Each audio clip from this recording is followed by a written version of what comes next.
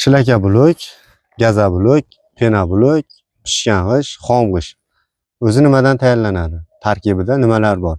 Qiziq bo'lsa video davomida gaplashamiz. Assalomu alaykum qadrdonlar, hammaga xayrli kun. Sizlar bilan doimgidek usta tog'alar. Bugungi videoyimiz, bugungi mavzuyimiz shilaka blok, pena blok, gaza blok, xom g'ish, pishgan g'ish, paxsa nimalardan tayyorlanadi va tarkibida nimalar bor? Video boshlanmasdan oldin bir dona like, usta tog'alar kanaliga obuna bo'lib ketasizlar. Joninglar sog' bo'lsin. Biz boshladik bo'lsa.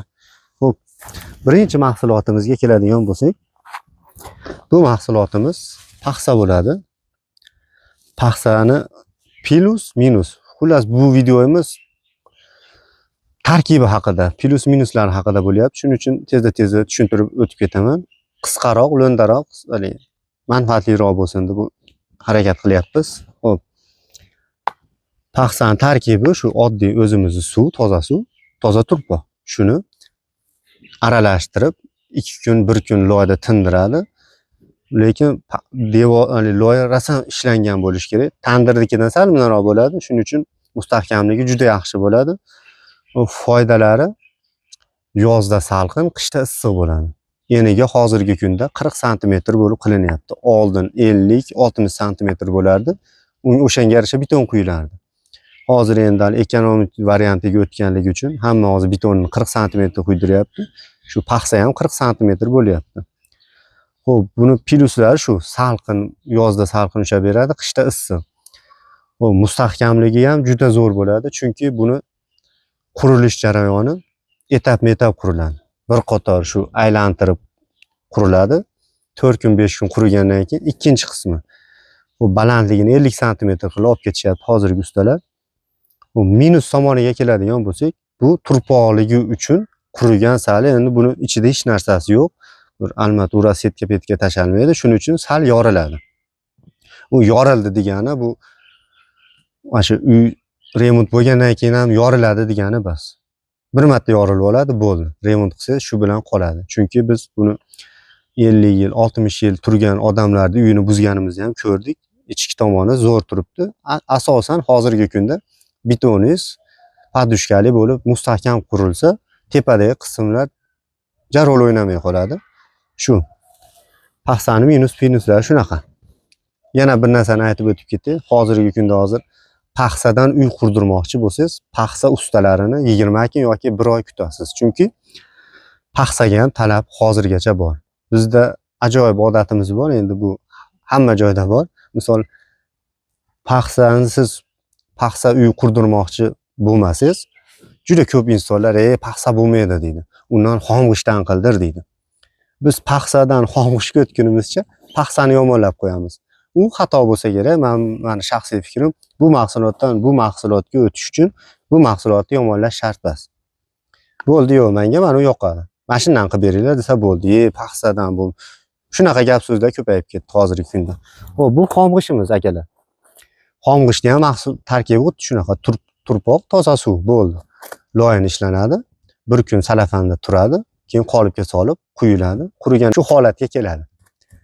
Xo'p, hozirgi kunda g'ishlarimiz razmeri 24, 12, qalinligi 6 sm. Qolip 6,5 bo'ladi. Pishig'ish razmeri deb qo'yamiz, lekin qurib tortilgandan keyin shu holatga keladi. Buni xo'p, bu mahsulotni 1,5 g'ish qilib uriladi. Devorni razmeri 38 sm bo'ladi. Agar bir qavatli uy qurmoqchi bo'lsangiz, buni foydali tomoni sesma poyiz quyishingiz shart emas. Betoningiz yaxshi bo'lsa, imkoniyatga qarab, mablag'ingiz yaxshi bo'lsa, sesma poyiz quydiring. 3 tali yoki 2 tali armatura to'qittirib. Agar mablag'ingiz o'rtacha bo'lib, shu bu yil uyni bitirmoqchi bo'lsangiz, sesma poyiz quymasangiz ham bo'laveradi. Yana bir narsani aytib o'tib ketay. Bu bizni shaxsiy fikrimiz. Aytilayotgan barcha gaplar ko'p qavatli uylarga umuman daxli yo'q. Bu mahalliy ustalarning fikri. Bir qavatli uylarga, bir qavatli uy bo'lsa, sesma poyiz quyishingiz shart emas. Bu meni fikrim. Chunki biz o'zimiz uyga ham sesma poyiz quymaganmiz. Hozirgacha zo'r turibdi. Chunki betonimiz baquvvat edi. Shunaqa, agar mablag'ingiz yaxshi, topishingiz yaxshi bo'lsa, misol o'rtacha bo'lsa, 2 talik yoki 3 talik, 14lik, 12lik armatura tashab, sesmapoyiz quydirib qo'ysangiz, misol 50 yil bas, 100 yil yoki 70 yil bas, 100 yil shunaqa sizga uzoqroq chidab beradi. Shu. Bu og'darma qolipti g'ishi. Bu mahsulotimiz pirs g'ishlab qo'yadi. Hozirgi kunda juda ko'p quyilyapti. Buni ham apparatlari juda ko'payib ketgan. Oldin chala turpoqni ishlab turib pirslab chiqarardi. Hozir shuni polni loy qilib quyadigan apparatlari ham bor. Buni ham mustahkamligi juda yaxshi. Bu bilan pashti bir xil, lekin buni pirs g'ishligi uchun loyi o'ta ko'p mustahkam bo'lmaganligi uchun pirslangan hisobiga namga ozgina chidamsiz. Lekin yoz kunida quyilgan g'ishtni urib turib tomini yopib olsangiz, bu ham sizga yaxshi xizmat qilib beraveradi. Shunaqa. Bundan ko'ra sal namga chidamsizroq, lekin mustahkamligi bir xil. Xo'p, bu pishgan g'ishimiz. Buni ham mahsulot tarkibi xuddi shu, suv, toza turpoq bo'ladi. Aralashtirib quyiladi. Chala quruq bo'lgandan keyin shu o'zini pechkalari bor, shunga terib chiqilib, bir sutka yoki bir kun o't yoqilgandan keyin shu holatga keladi. Bu endi bir asrdan beri trendda bo'lgan g'isht. Chunki pishgan g'ishtni uyi mustahkam ham bo'ladi. Misol bozorda haligimdek uy bozorida ham eng qimmat uylar hozirgi kunda pishgan g'ishtdan bo'ladi. Misol uy olmoqchi bo'lsangiz, yonida betonli uy, bu yonida pishgan g'ishtli uy bo'lsa, albatta siz pishgan g'ishtli uyni olasiz. Chunki pishiq g'ishtni mustahkamligi juda yaxshi bo'ladi. Shu. Xo'p, bunisi shu juda ko'p muhokamaga sabab bo'layotgan narsa bu penablok. Penablok tarkibi bilganlar uchun eslatma, bilmaganlar uchun aytib o'tib ketay. Eslatma deyapman. Buni qolipi 3 talik bo'ladi. 3 talik bitta o'sha loy qilib olib quysangiz, xuddi shunaqa 3 ta penablok chiqadi. Misol men aytib o'tib ketay. Misol 35 kilo gips. Gips degani bu haligi qopda albastrda sherigi, gips o'zimiz hamma bilsa kerak, oldin qo'llar sinib qolsa shu gipsdan foydalanilgan, xuddi shuna mahsulot. Shu 3 taga 35 kilogram gips, 3 kilodan ortiqroq qum, 3 kilodan ko'proq sement qo'shiladi va o'zini shunaqa pena mahsuloti bor, shundan qo'shilib quyiladi. Xuddi shunaqa bo'lib mustahkam bo'lib chiqadi. Agar hozirgi kunda pena bo'lmaydi, bo'ladi degan fikrlar nima bo'lyapti? Buni ham o'zini qurish, penada uy qurish texnologiyalari bor. Agar shu buni ham qanaqa qilib qurish haqida o'zi videolari chiqqan. Xuddi o'sha videodagidek qilsangiz, bu ham uyingizga chidamli. Asosan bu yuk kamroq tushirishingiz kerak. Sesmapoyizni qalinroq quyishingiz kerak. Misol eshik romlarni yonida misol pishgan g'isht, xom g'isht qilsangiz, sesmapoyiz shart emas. Lekin bunga qilsangiz, misol 15 ga 30 qilib quyib chiqib ketishingiz kerak. Chunki bu mahsulotga iloji boricha yukni kamroq tushirishingiz kerak. Uqalanib ketishi, misol siz pena quymoqchisiz, shu aytgan mahsulotlar hali 35 kilo gips dedim-ku, ashulardan siz 3,5 ta yoki 4 dona chiqarmoqchi bo'lsangiz, ashunaqa pena chiqadi. Shuning uchun buni ham o'sha hozir mana baquvvatligi yaxshi. Bu aytilayotgan barcha mahsulotlarda reklamasi yoki maqtash yomonlash emas, tarkibi haqida video olinyapti, shuni to'g'ri tushunasizlar. Shunaqa. Buni ham uy qursangiz, shu texnologiyasiga, qonun qoidasiga qarab quysangiz, bu ham sizga 50 yil, 100 yil chidab berishi mumkin. Chunki bu hozirgi kunda yangi mahsulot. Balki 1-2 yil yoki 10 yil, 15 yildan keyin polni shunaqa narsalarga o'tib ketamiz. Yana uni Xudo biladi. Shu bu endi bundan ko'ra qimmatroq va mustahkamroq gazablok. Xo'p, gazablokni tarkibida ham xuddi shunaqa. Xo'p, bunga qaraganda sal biz aytayotgan nimalar hammasi mahalliy. Bu ham mahalliy penablok, gazablok. Buni ham tarkibida xuddi shu qum, sement, suv, keyin o'zini yana 1-2 ta 3 ta qo'shiladigan narsalari bor ekan. Ko'pchilikka qiziqdir, ko'pchilikka qiziqmasdir. Ataylab oldim.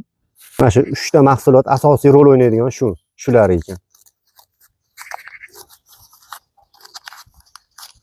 Mana shu ichcha to'kaydi endi.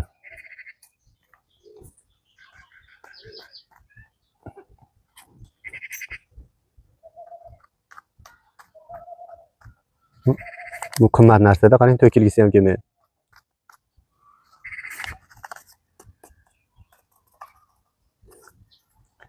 Xo'p, gazobloyga keladigan bo'lsak, shu aytganimdek, buni sovuq suvda quyib bo'lmas ekan. Issiq 60 gradus. Hozirgi kunda 50-55 gradusli suvda quysangiz bo'laveradi. Qish kunlari 60 gradusdan past bo'lmasligi kerak ekan issiq suvda. Xo'p, shu qum, sement, suv bo'lgandan keyin asosiy mana shular qo'shilar ekan. Tuzi deb qo'yar ekan, sodasi. Keyin eng asosiysi mana shu. Yaqinroq keling-da. Mana shu narsasi asosiy ishiradigan narsasi ekan. Shuni ham me'yorida qo'shilmasa, bu narsa bunga o'xshab ishib qolavermas ekanda. Buni nozik qilib ishlashni ilojisi kamroq, haligi o'qlashni ilojisi kamroq ekan. Chunki shu narsalari norma qo'shilmasa, bu qolipdan ishmay qolar ekan. Ishmay qoldi degani, mana shu qolip to'lishi kerak, to'lib 1 santimetr oshishi kerak ekan, ipda kesib bo'lmaydi. Mahalliy gazobloyda. Agar ishmay qolsa, maytdan bo'lib qoladi, sizni razmeringizdan bo'lmaydi, qolgani biray hisoblanadi. Shuning uchun bunga shu me'yorida qo'shilish kerak ekan. Xo'p, bu ham xuddi shu. Shundan ko'ra baquvvatroq. Yuk ko'tarish undan ko'ra yaxshiroq, chunki bundan ko'ra 5-6 mingroq qimmat. Shuning uchun bu sal yaxshiroq, issiq suvda ushagani, lekin bu ham zo'r narsa. Shu. Xo'p, bu shlaka blogimiz. Shlaka blok o'zimiz oddiy, shag'al, sement, asosiy rol, bunda ham asosiy rol o'ynaydigani apparat. Bu vibrator deb qo'yamiz. Shu mahsulot bitta shlaka blokka 1 kilodan 1 kilo 200 sement qo'shiladi. Shunaqa shlaka blok chiqadi. Xo'p, bundan birinchi chiqqanda juda ko'p insonlar uy qurdi. Buni ham shu o'zini qonun qoidasi bilan uy qursangiz bo'laveradi. Lekin bizda qanaqa? O'z shlaka blok zo'r ekan, bir g'ishdan uy qursak bo'laverar ekan deb juda ko'p insonlar uy qurib oldi. Lekin bu endi to'g'risini aytish kerak. Yozda issiq, qishda sovuq tortadigan narsa. Lekin shuni ham uy qurib turib, shu o'zini qonun qoidasi bo'yicha utublit qilib, issiq sovuq tushadigan narsalar qilib qursangiz, bu ham juda yaxshi, baquvvat narsa. Chunki bu beton. Xo'p, buni minus tomonlari shu, issiqda issiq, sovuqda sovuq o'tkaziladigan narsa. Lekin shu barcha mahsulot qila olmaydigan zo'r funksiyasi bor. Bu misol o'q devorlarga, ko'cha devorlariga, parda, bunday qilib to'sib qo'yadigan joylarga eng zo'r mahsulot shu. Ham tez, ham baquvvat. Misol bu aytgan mahsulotlarimizni buni ham o'q devorlarga ursangiz, iloji yo'qligidan seysmopoyez qo'yasiz. 3 metr yoki 2,5 metr qilib bundan ham ursangiz o'q devorlarga turmaydi. Orasiga seysmopoyez qo'yishingiz kerak.